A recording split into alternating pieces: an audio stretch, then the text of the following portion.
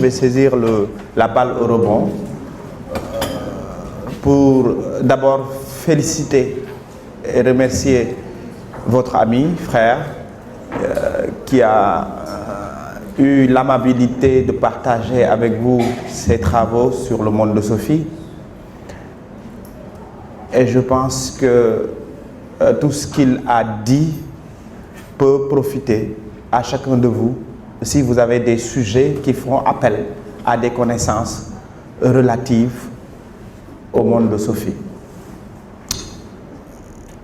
Pour la question sur Freud, je pense qu'il faut mieux revenir sur le cours conscience-inconscient pour vous permettre de saisir le problème fondamental que Freud a posé dans la connaissance de l'homme.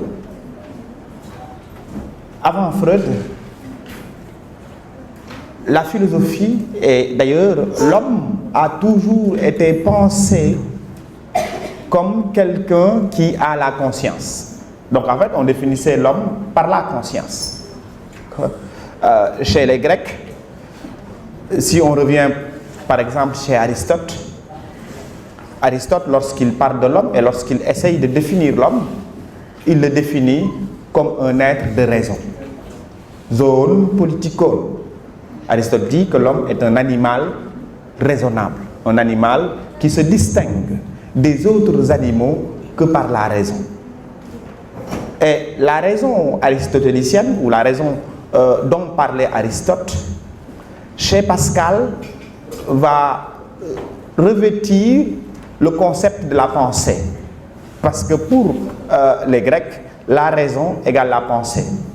Et la pensée était la raison, les deux étaient la même chose. Donc Pascal va dire que l'homme est un roseau pensant. Un roseau pensant, une fleur dont toute l'essence n'est que de penser. Et vous allez retrouver cette même définition de l'homme chez Descartes, qui aussi définit l'homme comme une substance pensante. Pour Descartes, l'homme n'a de sens que parce qu'il pense. S'il ne pense pas, il ne serait pas un homme. Et de ce fait, l'homme a toujours été défini comme un sujet pensant, un sujet qui a la raison, un sujet qui peut faire preuve de conscience. Alors lorsqu'on dit un sujet qui peut faire preuve de conscience, il faudrait encore s'arrêter sur la définition de la conscience. Qu'est-ce qu'on appelle la conscience? Alors par conscience, on peut entendre étymologiquement comme scientia, comme accompagner scientia de savoir.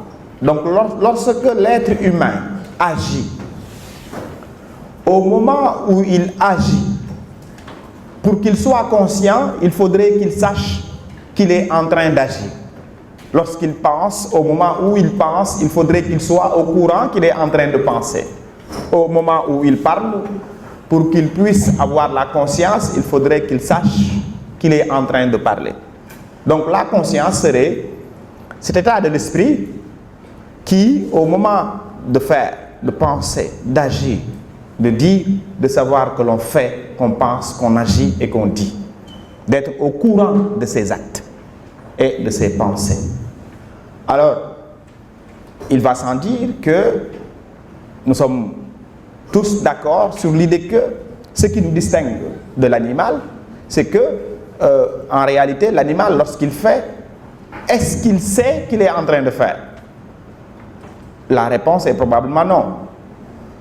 Mais l'homme, lui, sa différence avec l'animal, c'est quand il agit, pour qu'il soit conscient, il faudrait qu'il sache qu'il agit.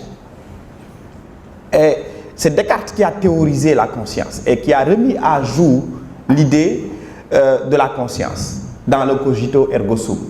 Donc si vous lisez le discours de la méthode de René Descartes, Descartes a pour ambition de revoir la qualité et surtout de revoir la véracité des connaissances qu'il a acquises tout au long de son existence. Il se dit, bon, j'ai des connaissances, mais ces connaissances-là, je ne me suis jamais interrogé sur leur véracité. Donc aujourd'hui, dans ma méthode, qui consiste à revoir mes connaissances, je vais essayer de les évaluer les unes après les autres. Et donc, pour pouvoir évaluer ces connaissances-là, je vais les diviser en 3 parties. J'ai 3 formes de connaissances, dit Descartes. J'ai des connaissances que j'ai acquises à l'école, des connaissances scolaires. Après avoir fini l'école, j'ai fait aussi les bibliothèques. J'ai lu beaucoup de livres. Donc, tout ce que j'ai appris dans mes lectures, je peux les appeler des connaissances livresques, des connaissances issues des livres. Et enfin, j'ai fait aussi des voyages. J'ai fait le tour du monde, donc j'ai acquis aussi des connaissances. Ce que j'appelle, ce que Descartes va appeler des connaissances de voyage. Ces 3 formes de connaissances, il va falloir maintenant qu'on les évalue et qu'on puisse voir est-ce que ce sont des vraies connaissances sur lesquelles on peut se fonder, on peut se fier, ou bien est-ce que ce sont des connaissances sur lesquelles on ne doit pas se fier. Parce que le but de Descartes, c'est non seulement de ne pas être trompé lui-même, mais de ne pas tromper les autres. Alors, lorsqu'il réfléchit sur les connaissances scolaires, il se rend compte que ces connaissances-là ne sont pas des connaissances déjà personnelles. Souvenez-vous, l'une des caractéristiques de la pensée philosophique, c'est avant tout faire l'effort de penser par soi-même. Et ça, vous pouvez le retrouver dans les maximes kantiennes. Kant dit, pour qu'une pensée soit considérée comme proprement philosophique, il faudrait qu'elle faille l'effort de respecter 3 critères. D'abord, oser penser par soi-même. Sapeur Aoudé. Il faudrait, pour que notre pensée soit considérée comme une pensée philosophique, que nous osions penser par nous-mêmes. 1. Deuxièmement, il faudrait que cette pensée-là de soi, que je pense par moi-même, soit une pensée qui va essayer de parler au nom de tout le monde. Penser en se mettant à la place de tout autre humain. Mais, il faut penser par soi. Il faut penser pour tout le monde. Mais il faut aussi penser en étant en parfaite adéquation avec soi-même. C'est-à-dire ne pas vouloir se tromper soi-même. Être honnête avec soi, même si je dois parler au nom de tout le monde, je ne dis que ce que ma conscience accepte. Voilà ce que dit Kant. Et ça aussi, nous le retrouverons dans les travaux de Descartes, lorsqu'il dit que les connaissances que j'ai apprises à l'école ne sont pas mes propres connaissances, parce que ce sont des connaissances qui ont été enseignées par d'autres professeurs.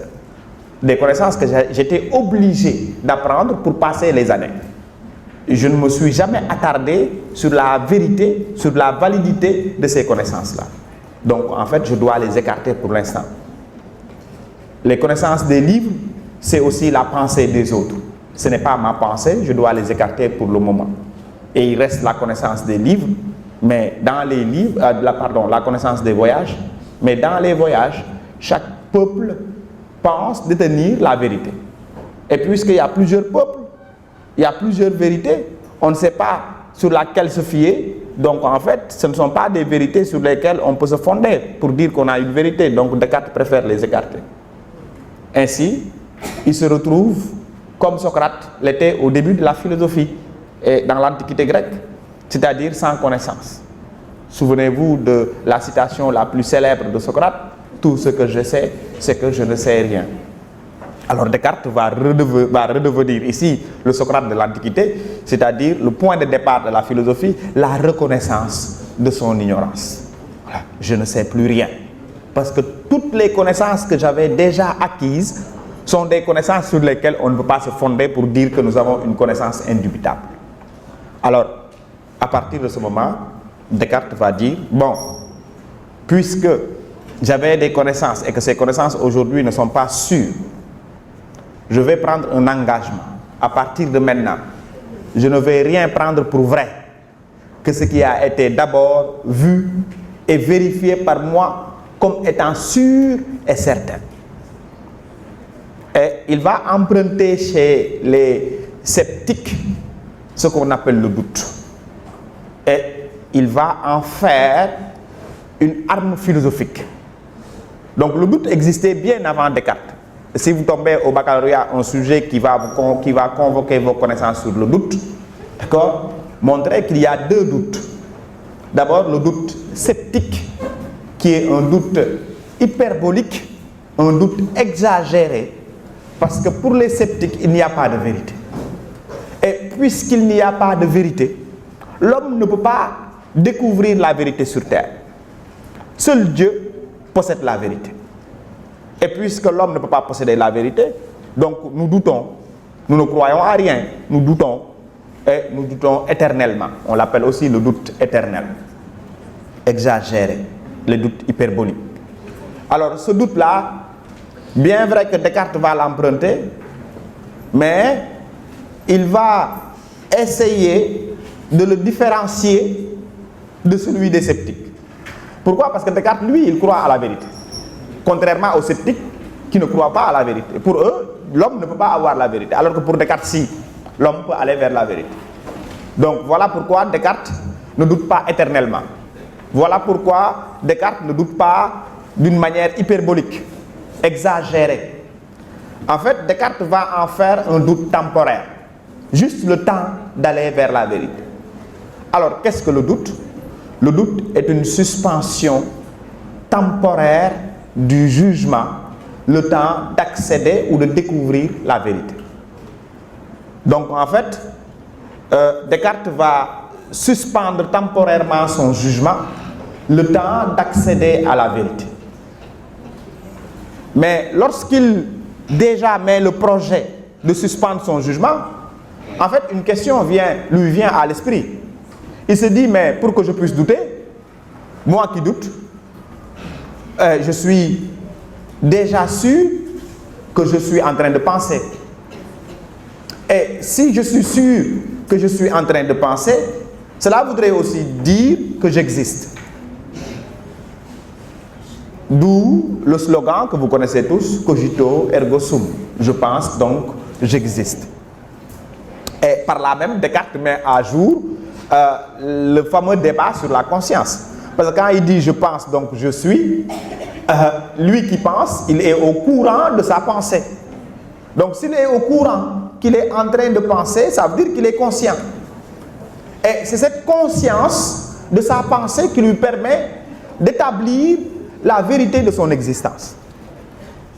Une preuve supplémentaire que la définition de l'homme passe nécessairement par la conscience.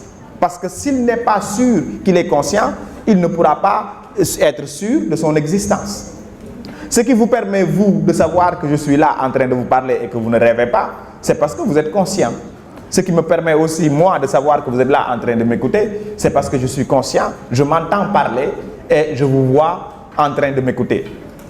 Et donc, ce qui veut dire que je suis conscient et donc je peux être au courant de mes actes.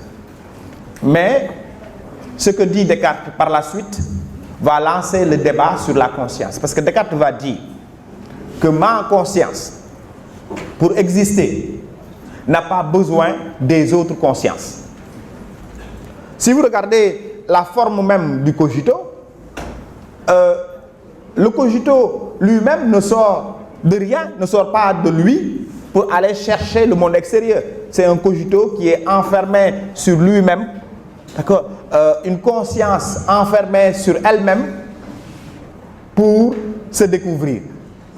Voilà pourquoi on parle du solipsisme cartésien. Le solipsisme cartésien, c'est l'idée selon laquelle la conscience chez Descartes est une conscience seule qui, pour exister et se prouver, n'a pas besoin du monde extérieur. Je pense donc je suis. C'est moi qui pense et c'est moi qui est au courant de ma pensée et c'est moi qui est. Alors, la reproche qui va être faite à Descartes par les phénoménologues, notamment par Husserl, par Gassendi, c'est l'idée que la conscience n'est jamais seule. C'est vrai, l'homme se définit par la conscience. Mais la conscience est une conscience toujours tournée vers le monde extérieur. Ce qui me permet, moi, de savoir que je suis là, c'est parce que vous êtes là pour me le permettre. Si vous n'étiez pas là, rien ne me garantit que je suis en train de rêver. Et si vous êtes en train de m'écouter, ce qui vous permet de savoir que vous êtes bien là, c'est parce que vous avez en face de vous quelqu'un qui parle qui n'est pas vous. Donc en fait, voilà pourquoi Husserl le dit à Descartes, tout cogito a un cogitatum. Toute conscience est conscience d'abord de quelque chose d'autre qui n'est pas elle-même. Donc une conscience toujours tournée vers le monde extérieur. Et ce que dira Sartre, même lorsque je suis seul et que je veux penser, ma pensée sort de moi-même pour aller saisir le monde extérieur et se le ramener à moi-même. Donc penser n'est rien d'autre qu'un dialogue entre moi, l'esprit, mon esprit et le monde extérieur. Donc quand Descartes dit « je pense donc je suis », du point de vue grammatical, on peut lui faire des reproches. C'est-à-dire que la phrase n'est pas complète. Je pense, mais Descartes, vous pensez à quoi? Parce qu'une pensée n'est pas vide. Vous pensez à quelque chose d'autre.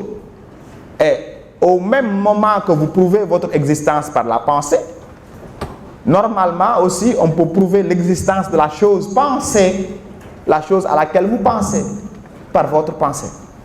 Donc voilà pourquoi, en fait, ce que vous devez retenir pour le baccalauréat, si vous tombez par exemple sur un sujet qui vous invite à réfléchir sur la conscience, montrer que la conscience a permis de définir l'homme, certes, montrer aussi le débat existant à l'intérieur même de la conception de la conscience, une conscience fermée chez Descartes, c'est-à-dire une conscience solipsiste, mais aussi une conscience ouverte chez les phénoménologues, notamment chez Husserl, chez Gassendi, chez Jean-Paul Sartre.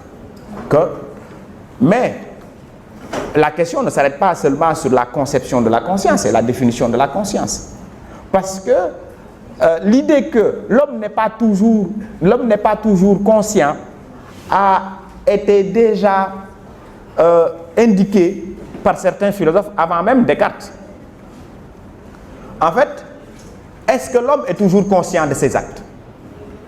Est-ce que l'homme, lorsqu'il fait, il sait pourquoi il fait? Est-ce qu'il connaît les causes qui les font agir?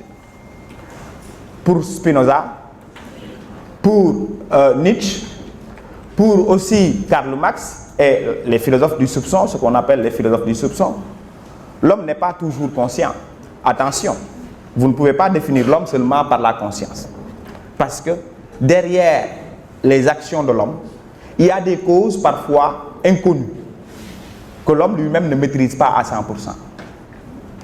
D'abord, pour Spinoza et pour Nietzsche, le corps. Le corps est pour l'homme un obstacle majeur. Parce qu'il se passe à l'intérieur de nous tellement de phénomènes que nous ne maîtrisons pas. Regardez la marche.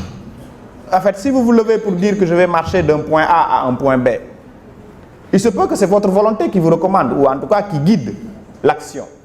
Mais pour que la volonté puisse faire agir le corps, il y a tout un mécanisme qui va se passer à l'intérieur que nous ne maîtrisons pas. Spinoza donne l'exemple de la pierre. Imaginez, vous prenez une pierre, vous la jetez d'un point A à un point B. Donc vous êtes l'origine du jet de la pierre. Et Spinoza dit, imaginez qu'à un point au milieu, on remet à la pierre la conscience. On lui donne la conscience. Comme on a donné à l'homme la conscience. C'est Dieu qui donne à l'homme la conscience. Pour qu'il puisse savoir qu'il est là et qu'il est en train d'être là. Ou qu'il agit, qu'il est en train d'agir. On peut donner aussi, Dieu peut donner aussi la conscience à une pierre. Dans ce cas-là, la pierre pourrait se dire, au moment où elle reçoit la conscience, je suis en train de voler.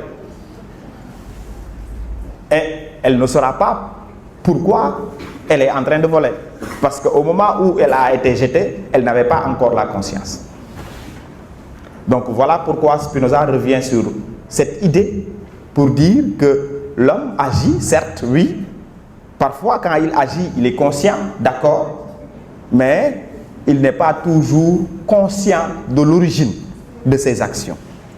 Il y a beaucoup d'actions qu'il fait et qui n'est pas encore maîtrisée. Et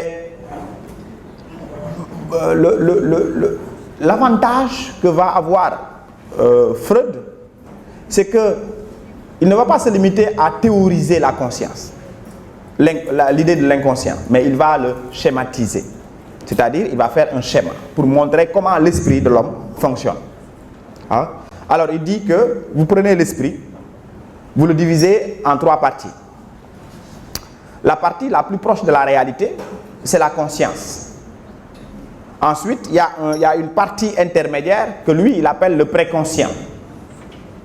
Et une partie qui se trouve au fond même de l'esprit, qui est loin de la réalité, que Freud appelle l'inconscient. Donc en fait, ce que vous devez retenir, c'est que l'inconscient, en philosophie, ce n'est pas le contraire de la conscience. Le contraire de la conscience, c'est l'inconscience. Mais inconscient avec T, ce que vous avez dans vos leçons, et là où on vous attend au baccalauréat, par exemple, si vous tombez sur un sujet qui parle de la conscience et de l'inconscient, c'est de faire la différence entre l'inconscient et l'inconscience. L'inconscience, c'est un état d'absence de conscience. Alors que l'inconscient est une réalité de l'esprit qui est là au même moment que la conscience est là. C'est-à-dire une partie de notre psychisme. Vous voyez? Alors, quel est le rôle de cette partie-là pour Freud? Freud dit que la conscience, c'est la lumière de l'esprit. Tout ce qui nous arrive par la conscience doit être accepté par la société. Ou en tout cas, si on peut le faire, c'est parce que c'est accepté par la société. Mais pour que nos idées puissent arriver vers la conscience, il faudrait que ces idées-là soient acceptées par le préconscient. Le préconscient se forme chez l'individu dès la naissance, à travers les interdits parentaux, les interdits de la société, mais aussi les interdits de la religion. Par le biais de l'éducation, l'esprit de l'être humain subit une formation qui lui pousse ou qui le pousse vers les permis, mais aussi l'éloigne des interdits. Et cette formation-là, ou en tout cas ces interdits-là, sont gravés en nous et nous permettent de discerner le bien et le mal. Nous permet aussi de pouvoir faire et de ne pas pouvoir faire. Donc le préconscient est ici pour Freud comme un censeur qui veille à ce que toute idée qui est dans l'esprit puisse respecter les valeurs, puisse respecter aussi les interdits de la société et de la religion. Alors, l'intérêt aussi de ce que dit Freud, c'est que derrière le préconscient, il y a l'inconscient. Là où se trouvent les désirs, les pulsions, les sentiments que nous avons eus depuis l'enfance, qui ne disparaissent jamais. Pour Freud, tout ce que nous avons comme idée, tout ce que nous avons comme désir, tout ce que nous avons comme pulsion, tout ce que nous avons comme énergie ne disparaît jamais. C'est gravé en nous dans une partie qu'on appelle l'inconscient. Et ces idées, ces pulsions débordent d'énergie, ont une force considérable et veulent toujours arriver à la conscience pour être réalisées. Parfois, si le préconscient interdit, nos désirs peuvent trouver des manières détournées pour tromper la vigilance du préconscient. Ce que Freud appelle le phénomène, le phénomène, quand les idées essayent de tromper, ou les désirs essayent de tromper la vigilance du préconscient pour arriver à la conscience. Détournement, ou la sublimation que l'on retrouve dans l'art. Par exemple, quand vous écrivez, parfois vous avez une latitude, ou en tout cas vous avez une marge de manœuvre qui dépasse la réalité. Si vous regardez les œuvres artistiques, où l'artiste arrive à exprimer des idées pourtant interdites par la société, ou bien interdites par la religion, mais on peut l'accepter parce qu'il a trouvé une voie détournée, en passant par l'art, en passant par la musique par exemple, ou en passant par d'autres phénomènes, pour que l'idée qui est dans l'inconscient puisse tromper la vigilance du préconscient et arriver dans la conscience. Mais à partir du moment où le préconscient contrôle, le préconscient, si l'idée n'est pas acceptée par la société, automatiquement elle est refoulée. On la remet dans l'inconscient. Et qu'est-ce qui donne la force à ces idées-là? Freud dit c'est la libido. L'être humain est un être de libido. Alors, ici par libido, il faut comprendre deux aspects. D'abord Eros et Thanatos. L'être humain, lorsqu'il naît, il y a deux tendances qui vont se fixer en lui, toujours selon Freud. Alors, n'oubliez pas aussi au baccalauréat, pour montrer la qualité de vos argumentations, dites toujours selon l'auteur pour qui vous parlez ou avec qui vous allez penser. Parce que quand vous dites par exemple que l'être humain peut être défini pour Freud par deux tendances, là automatiquement vous êtes couvert. Ça ne marche que chez Freud. Parce qu'en dehors de Freud, ça peut ne pas être vrai. Et d'ailleurs, nous ne sommes pas d'accord, par exemple, du point de vue de la religion, ou en tout cas du point de vue d'autres philosophes comme Sartre, nous ne sommes pas d'accord sur l'idée que l'être humain est un être de sexualité. Freud dit qu'il y a deux tendances d'origine sexuelle qui définissent l'homme. D'une part, Eros, de l'autre, Thanatos. Eros, c'est une tendance qui pousse l'homme vers l'amour et vers l'affectivité. Un être de sentiment qui se fixe souvent, lorsqu'on est enfant, vers le parent de sexe opposé. Thanatos, qui est une tendance vers l'agressivité, vers la destruction de soi et vers la destruction des autres, qui se fixe souvent chez l'enfant, vers le parent du même sexe. Ça peut ne pas se vérifier par les faits déjà. Souvent quand je fais le cours, beaucoup me disent « Oui monsieur, moi j'aime plus, si je suis par exemple un homme, j'aime plus mon père ». Et là vous voyez que la théorie de Freud peut tomber. À partir du moment où on peut éprouver plus d'amour, ou en tout cas plus de sensibilité vers le parent du même sexe que vers le parent du sexe opposé. Donc n'oubliez pas que vos dires, vos arguments ne sont que des hypothèses. Et surtout en fonction des auteurs. Et lorsque vous les disiez, ou lorsque vous les dites en argumentant, essayez aussi de montrer qu'on peut voir le contraire. Parce qu'au baccalauréat, vous êtes évalué sur trois choses en philosophie. D'abord, la conceptualisation et la problématisation. La capacité qu'a le candidat à conceptualiser, à définir correctement les concepts qu'il emploie.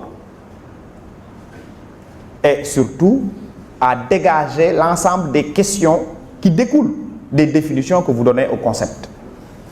C'est noté sur 7. La conceptualisation et la problématisation. Et une petite précision, la conceptualisation et la problématisation ne sont pas seulement à chercher dans l'introduction. Ça doit figurer dans tout le corps du devoir.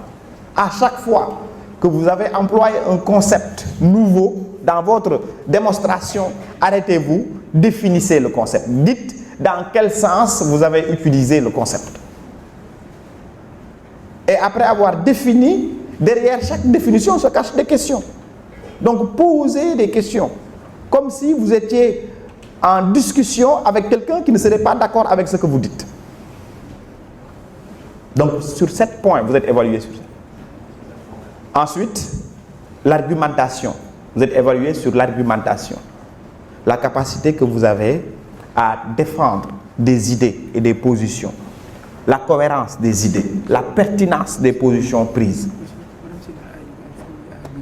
D'accord. Ok. Ça fait 8 points. La conceptualisation, l'argumentation. Vous êtes noté sur 8 points. Et enfin, la communication. La communication, c'est le niveau de la langue. Au Sénégal, le français est considéré comme langue officielle. Donc vous êtes évalué sur votre capacité à pouvoir vous exprimer en français. Et donc, n'oubliez pas de mettre de la rigueur dans votre expression. Évitez les fautes, surtout les fautes d'inattention. On sait que l'élève sait, mais sauf qu'il n'a pas fait attention et surtout il ne s'est pas relu. Donc il faut toujours, après avoir fini, se donner du temps pour relire l'ensemble de la copie et voir les fautes que l'on peut corriger. Parce que les expressions, la communication est notée sur 5 points. Donc le correcteur au baccalauréat, il peut seulement, après avoir reçu votre copie, en lisant, n'essayer que de repérer les problèmes liés à la conceptualisation, à la problématisation. Donc à chaque fois qu'il voit un problème de conceptualisation, c'est-à-dire si vous avez employé un concept que vous n'avez pas défini, vous ne dites pas dans quel sens vous avez employé ce concept-là, il met 1, il met moins 1. Une fois que vous avez défini un concept et que vous n'avez pas problématisé derrière, c'est-à-dire l'ensemble des questions qui découlent de la définition que vous donnez au concept, il peut mettre moins 1. Donc il comptabilise après les 7 points qui sont distribués sur la conceptualisation et la problématisation. À chaque fois qu'il voit une faute bête ou une faute d'inattention, une faute d'expression, il peut enlever un point. Donc en fait, en essayant de voir est-ce que l'élève va réussir à avoir les points nécessaires parce qu'il faut 5 points. Donc après le tout, il va additionner pour dire voilà, je lui donne 7. Donc s'il vous enlève 2 points sur la communication, il vous enlève 3 points sur la problématisation parce que vous n'avez pas bien problématisé. Il vous enlève 3 points sur l'argumentation parce que vos idées ne sont pas pertinentes et surtout vos idées ne sont pas cohérentes. Automatiquement, vous perdez la moitié des points. Donc mettez l'accent sur la communication. C'est très important. Mettez l'accent aussi sur la conceptualisation. Définissez les concepts. N'ayez pas peur. Un philosophe, c'est un mécanicien des concepts. Au baccalauréat, on attend de vous à ce que vous sachiez et que vous osiez aller rencontrer les concepts et les définir. Ne les fuyez pas. Ne fuyez pas les concepts. Les concepts, la plupart du temps, vous les avez abordés en classe. On ne va pas vous donner au bac un concept que vous n'avez pas rencontré en classe. Les sujets, ce sont des sujets sur la liberté, vous l'avez vu en classe.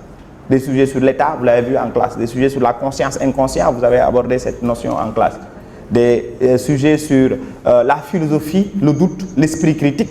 Ce sont des notions que vous avez abordées en classe. Quand on donne les sujets, on les donne toujours en fonction de ce que vous avez vu en classe. Donc n'ayez pas peur, attaquez-les. Si vous les attaquez, vous allez voir que le correcteur lui-même, rien que par l'effort, il peut vous attribuer des points. Bon, ensuite, ce que je voulais partager aussi avec vous, c'est que souvent au baccalauréat, si vous prenez la dissertation, il y a des exigences minimales que chaque candidat doit pouvoir faire pour mériter une bonne note. L'introduction de la dissertation en philosophie, c'est très important. On vous demande, quand vous avez un sujet, de commencer par le travail préliminaire. Ne négligez pas ce travail-là, c'est-à-dire le travail au brouillon. Vous avez 4 heures. 4 heures de temps. Donc en fait, ne négligez pas le travail du brouillon. Parce que le correcteur peut savoir, rien qu'en lisant, si ce candidat-là a travaillé au brouillon ou ne l'a pas fait. Parce qu'en général, les travaux qui sont déjà faits au brouillon sont des travaux beaucoup plus clairs, beaucoup plus cohérents, beaucoup plus pertinents que les travaux qui sont faits à l'âge. Donc, donnez-vous le temps de travailler ce que vous allez dire d'abord dans votre brouillon. On vous demande de respecter 4 points dans l'introduction. 4 points. Le premier point, c'est de conceptualiser. Contextualisation, conceptualisation. Vous avez un sujet au bac, généralement 90% de chances de tomber sur un sujet qui vous invite à réfléchir sur 2 notions.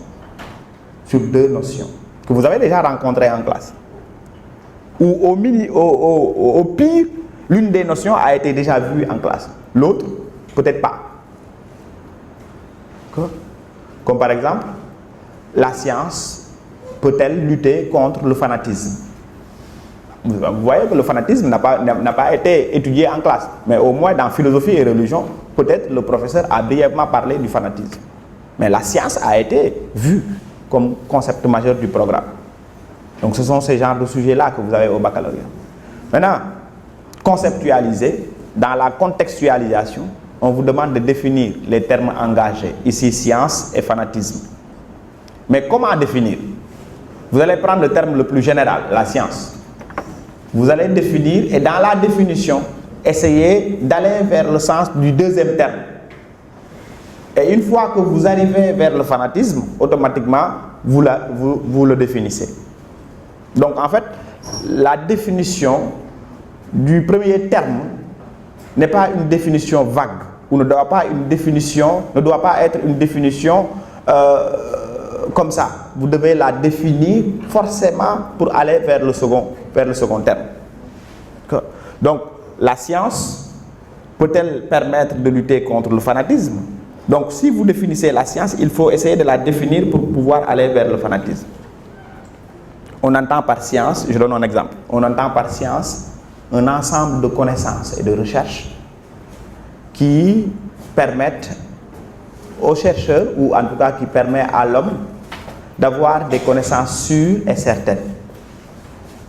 Ces connaissances sont élaborées par le biais de l'observation, par le biais de calculs, mais aussi par le biais d'un raisonnement. Si le raisonnement n'est pas bon, automatiquement on doit revenir vers la case de départ. Ce qui veut dire que le scientifique lui-même, il n'est pas obsédé par la découverte d'une vérité. Parce que s'il était obsédé, on peut dire qu'il est fanatique. Automatiquement, vous êtes arrivé au fanatisme. Par fanatisme, on entend et vous définissez.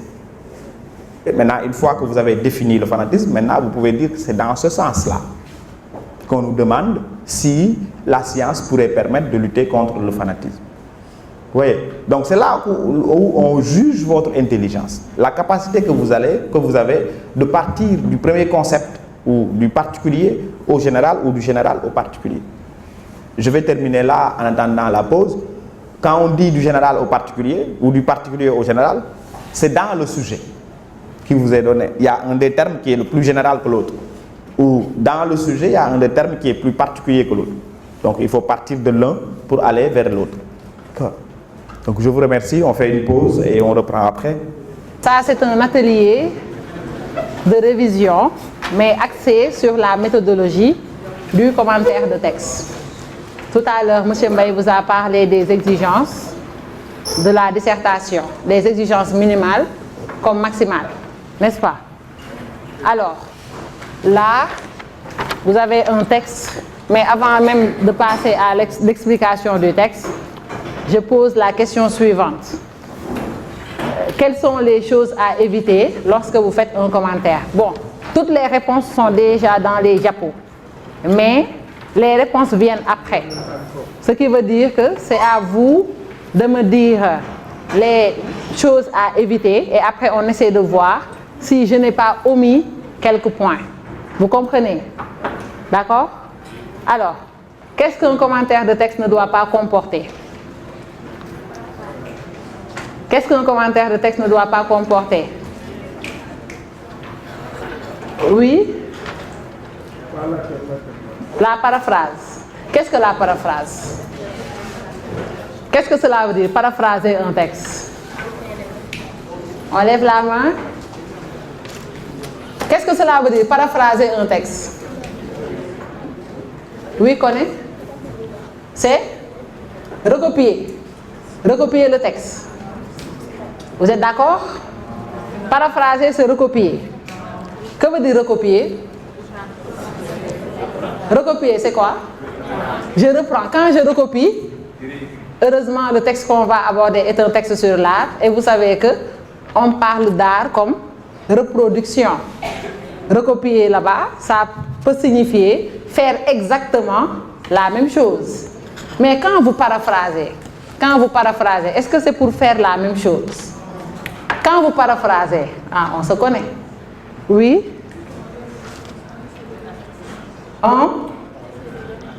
On essaie de donner des synonymes. Très bien. Et quand vous donnez des synonymes, pour vous, c'est négatif. C'est négatif. Non. Ah oui? Si maintenant, vous dites que lorsqu'on commente un texte, on ne doit pas paraphraser, on définit ou bien on sous-entend par la paraphrase le fait de donner des synonymes. Ça, c'est positif ou c'est négatif? D'une part. Mais c'est négatif. Pourquoi c'est négatif? Si je dis par exemple, il va à l'école. Après, on essaie de faire un travail de synonymie. Qu'est-ce qu'on dira? Il part à l'établissement. Il part à Darou Hikma. Ok, d'accord, si vous voulez. Ok, là, c'est de la paraphrase. Vous n'avez pas dit quelque chose de plus. Celui qui ne comprend pas, il va à l'école. Ne comprendra pas non plus, il va à l'établissement. Mais il va à l'école. Vous posez des questions. Pourquoi il va à l'école? Comment va-t-il à l'école? Est-ce que c'est en marchant? Est-ce que c'est en courant? Est-ce que c'est en volant? Est-ce que c'est en rampant? Est-ce que c'est en sautant? Ok? Est-ce qu'il est venu à l'école à temps? Qu'est-ce qui explique qu'il aille à l'école? Il y va pour faire des snaps, ou bien il y va pour étudier, ou bien il y va pour manger, ou bien il y va, vous donnez des raisons. N'est-ce pas? Alors, première chose à éviter, effectivement, c'est paraphraser un texte. C'est que les élèves, quand ils choisissent un sujet de commentaire, au lieu de commenter, et commenter, vous le savez mieux que moi, la génération commentaire, la génération top car, c'est ça commenter en réalité. Vous êtes bien en top car.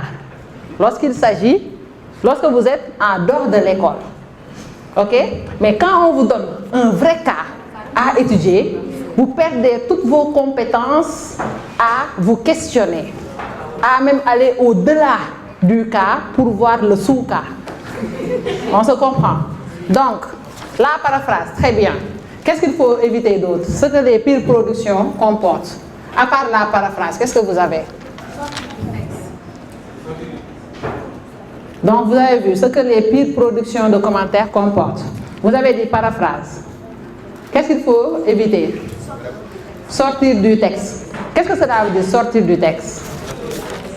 Qu'est-ce que cela veut dire? Diallo, s'il te plaît, tu peux te mettre là et faire la projection pour que je sois beaucoup plus libre. Que veut dire sortir du texte? Oui? Faire des digressions. Oui? Qu'est-ce que cela veut dire, faire des digressions?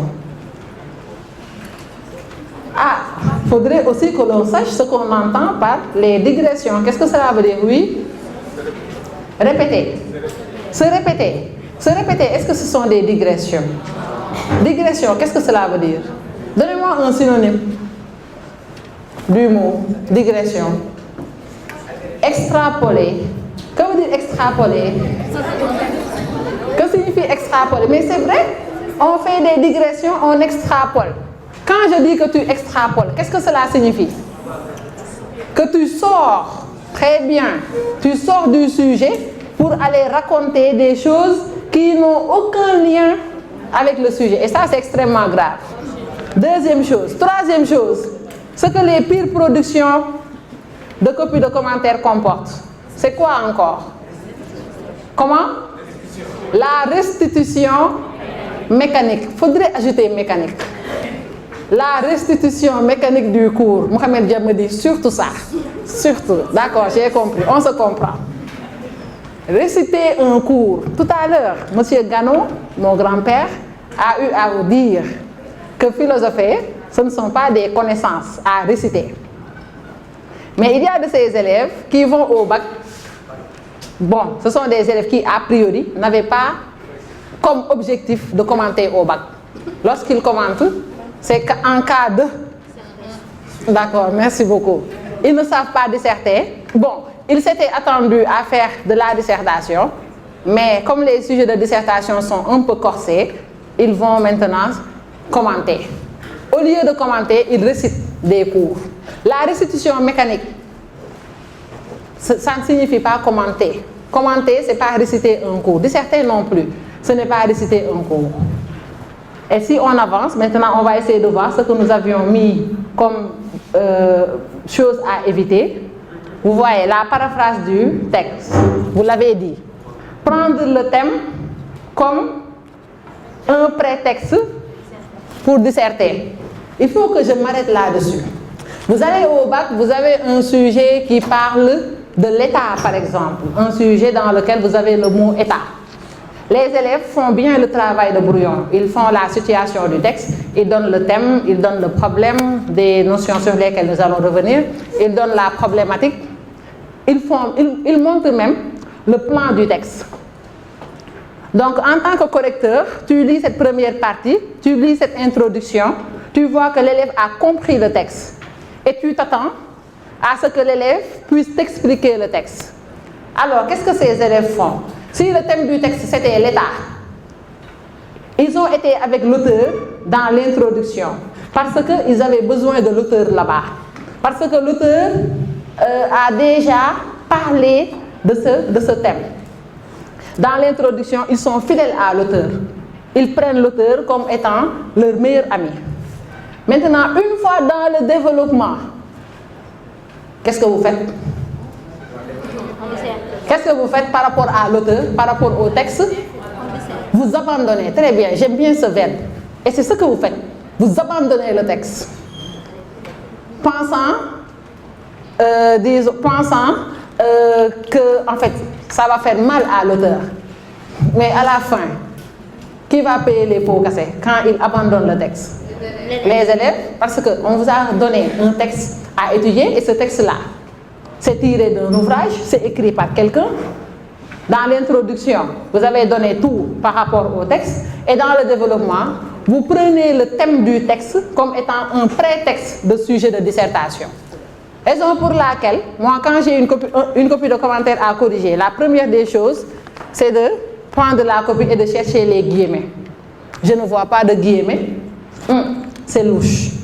Parce que les guillemets, en réalité, montrent que vous avez puisé des idées du texte.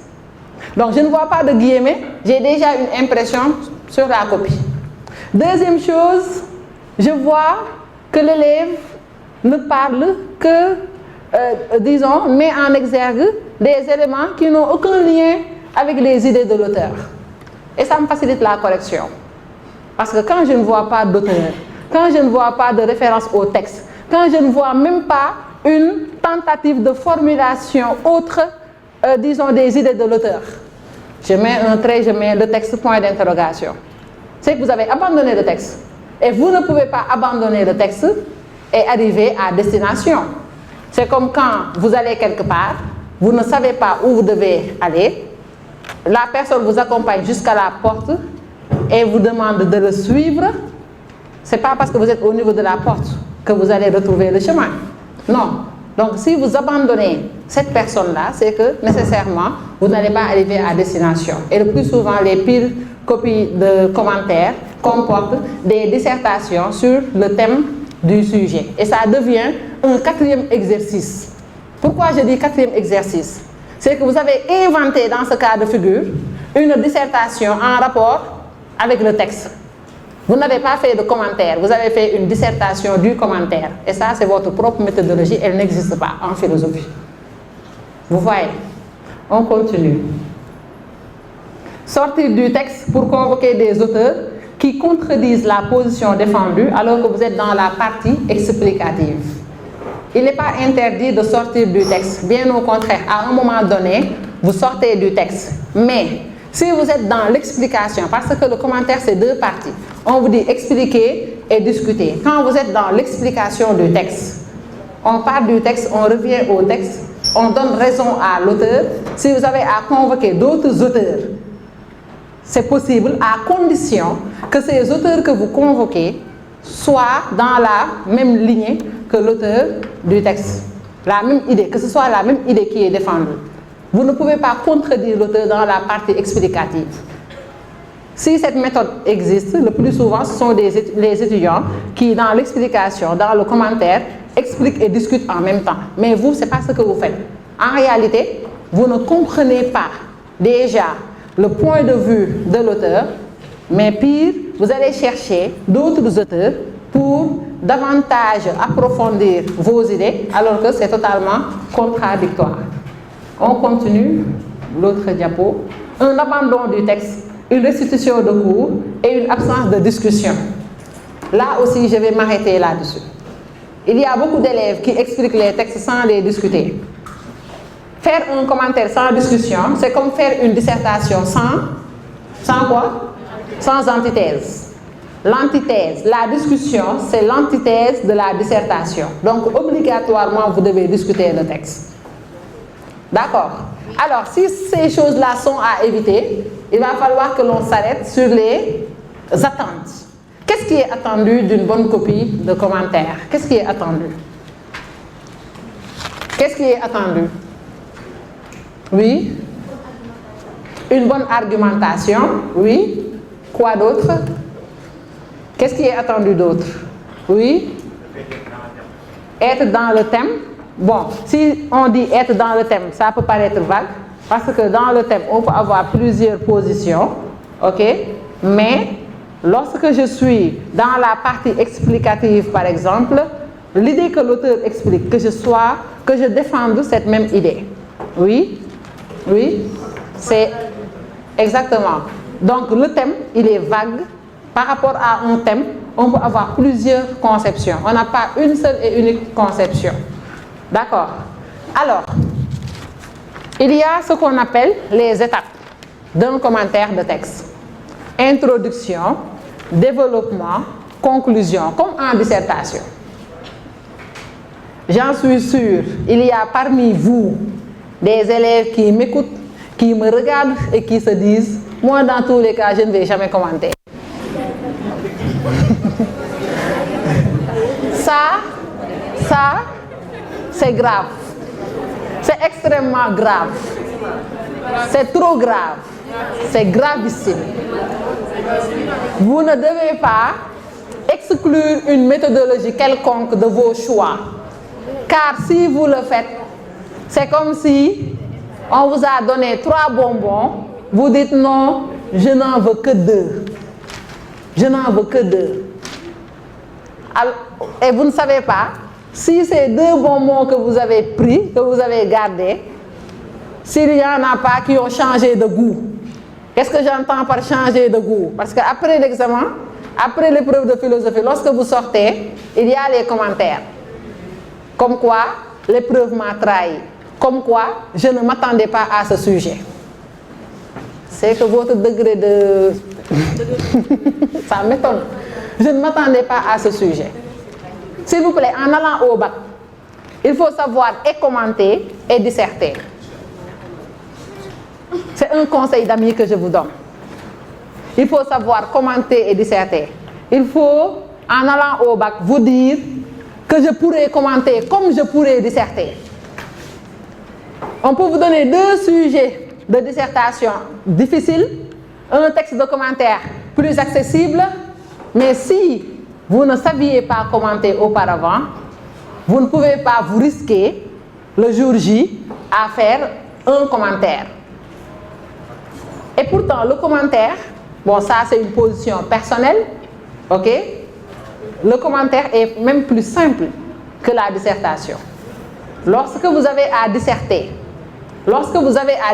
il suffit d'ignorer le sens d'un mot pour que vous passiez à côté. Mais quand vous commentez, normalement, vous êtes déjà orienté par le texte. Vous ne faites qu'expliquer le texte.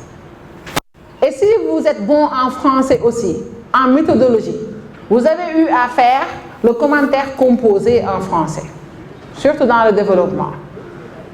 Commenter par centre d'intérêt. Donc le commentaire n'est pas un exercice diable. Non, ce n'est pas à diaboliser. C'est un exercice comme tous les autres. Un texte, 2 sujets de dissertation, après vous choisissez le sujet qui vous semble être le plus à votre portée. Mais se dire je ne vais pas commenter, aller au bac pour ne choisir qu'entre 2 dissertations et vous ne savez pas ce que ces dissertations seront, véritablement c'est vous qui aurez risqué votre bac. Vous aurez tort dans ce cas de figure. Je ne suis pas là pour vous convaincre à commenter, non. Je vous explique seulement les raisons pour lesquelles il ne faut pas aller au bac en ne sachant pas commenter. Il est arrivé une année, le sujet de commentaire portait sur le domaine 1. Vous savez, il y a des élèves qui n'apprennent que le domaine 1. Ils vont au bac, se disant qu'ils vont choisir un sujet du domaine 1 et se disent que le domaine 1 va sortir en dissertation. Si je ne me trompe pas, en 2014, le sujet, le texte qui est donné au bac, c'était un texte du domaine 1 qui parlait même de l'inutilité de la philosophie. Philosopher, vivre d'abord, philosopher après. Ces choses-là que vous maîtrisez. Si vous maîtrisez cela, vous avez compris le texte, mais vous n'avez pas compris la méthodologie. Ce serait risqué de commenter dans ce cas de figure. Donc attention, il faut vous départir des préjugés. Ces appréhensions-là, non. Il ne faut pas se dire, non, le commentaire est trop difficile. Et psychologiquement, c'est vous qui allez créer des barrières qui feront que jamais de votre vie vous ne commenterez. Alors, on va essayer de faire une introduction de commentaires philosophiques. Donc cet atelier, je l'ai intitulé « Du travail de brouillon à la rédaction de l'introduction ». Diallo, est-ce que tu peux avancer un peu? Donc ce qui est attendu, c'est ce que nous avions dit. On avance. Alors, quelles sont les différentes étapes de l'introduction du texte de commentaire? Quelles sont les différentes étapes? Quelles sont les différentes étapes? Qu'est-ce qu'il faut montrer dans l'introduction? Les autres? Oui?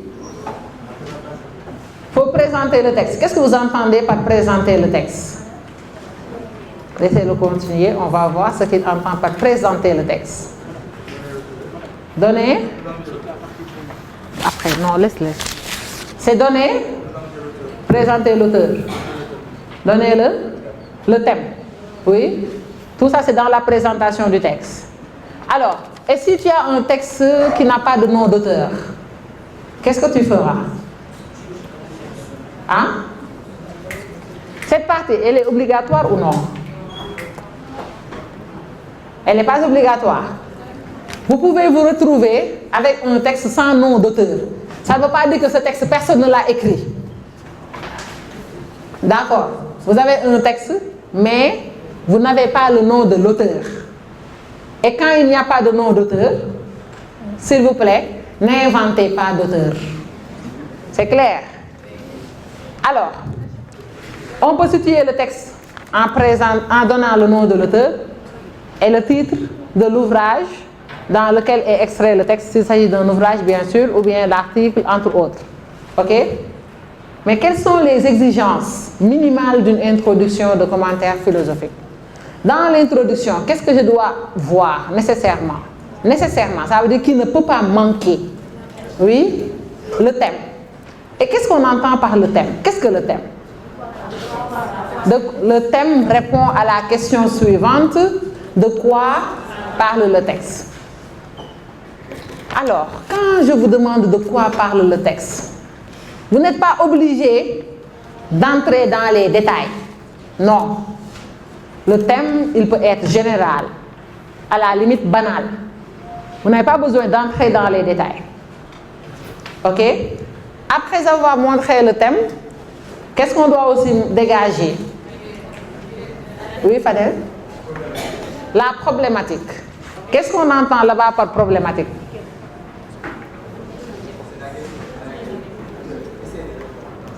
Alors, vous voyez, bon, lui, il dit problématique, comme quoi la question à laquelle l'auteur tente de répondre. Maintenant, pour faire plus simple, afin de ne pas confondre les exigences de la dissertation et du commentaire, pour faire plus simple, tu as bien défini, comme quoi la question à laquelle l'auteur tente de répondre. Tout à l'heure, lorsque M. Gano était là, il vous a montré que dans tout texte, il y a un problème. Il a même insisté sur la notion de problème. Donc ce problème, on dit le problème, ou encore on l'appelle également la question directrice. Mais dans tous les cas, c'est une question qui a été à l'origine du texte et à laquelle l'auteur tente de répondre. Très bien. Et qu'est-ce qu'il faut aussi dégager dans l'introduction? Oui. L'idée défendue par l'auteur, comment on l'appelle? La thèse. Alors, si par exemple, Fadel définit, ou bien Fadel se dit que dans l'introduction, je dois montrer la question à laquelle l'auteur tente de répondre. Ce qu'il entend par l'idée défendue, Qu'est-ce que ça représente dans sa phrase? Il dit qu'il y a une question à laquelle l'auteur tente de répondre. Très bien. C'est la réponse donnée par l'auteur par rapport à cette question directrice. C'est ce que vous appelez la thèse. OK? Qu'est-ce qu'il faut aussi d'autre? Oui? Comment? La structure du texte. Comment on l'appelle? On appelle encore la structure du texte. Le plan, comment on l'appelle encore? Les différentes parties du texte. Ou encore? Ou encore? Les moments de l'argumentation de l'auteur. C'est ça la structure du texte. Et quelle est la dernière partie? La discussion. Discuter, qu'est-ce que cela veut dire? Discuter, oui. Il y en a qui disent critiquer. Est-ce que la discussion c'est toujours une sorte de critique? Ça peut aussi être un complément, très bien. Donc, et c'est comme en dissertation. Dans la dissertation aussi, lorsque je discute, il n'est pas dit à chaque fois que je critique. Je peux aussi compléter. Très bien, vous avez relevé un ensemble d'éléments caractéristiques de l'introduction. Mais ce n'est pas en lisant une première fois que vous pouvez dégager toutes ces idées. Impossible. Il faut d'abord faire ce qu'on appelle le travail de brouillon. Le travail de brouillon. Comment procéder? Premièrement, c'est la lecture d'imprégnation. Qu'est-ce que cela veut dire, la lecture d'imprégnation? Cette première lecture, oui. Mais dans cette lecture d'imprégnation, qu'est-ce que vous faites? Vous soulignez les mots clés du sujet. Vous les soulignez, vous encadrez aussi les connecteurs logiques. Révisez encore les connecteurs logiques. Il y en a qui ne savent que les conjonctions de coordination. Mais où est donc, or, ni, car. Point. Il y en a qui ne connaissent que d'abord, ensuite, enfin. Il y en a qui ne connaissent que cependant. En effet, néanmoins. Alors que les connecteurs logiques sont multiples. Et ces connecteurs logiques sont extrêmement importants. Lorsque vous faites un commentaire, lorsque vous voulez comprendre un texte à commenter, il faut aussi faire attention aux signes de ponctuation. C'est extrêmement important. Peut-être que vous allez me dire, mais on n'est pas en français. Qu'est-ce que les signes de ponctuation viennent faire ici? Mais attention, les signes de ponctuation font partie de la compréhension du texte.